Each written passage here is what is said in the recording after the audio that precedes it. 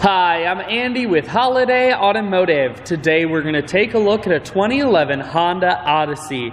Stock number is A7113. Starting right away up front, and then we're going to take a look down the passenger side.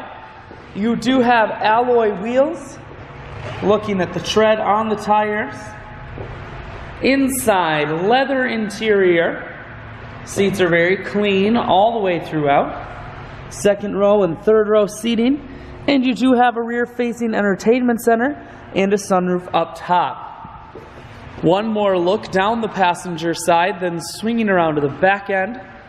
You have a rear backup camera here on the back. Taking a look in the hatch, there's a 60-40 split on the back seats, so you can fold those down to give you additional storage room. Holiday Automotive is located on the corners of Highways 41 and 23 in Fond du Lac. We're Wisconsin's largest used car dealer, so it's certainly worth the trip. Audio, Bluetooth, and cruise controls.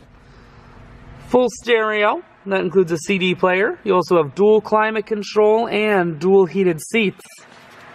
I shoot videos today because I want to make sure whether you're coming from near or far, you can see this Honda on holidayautomotive.com.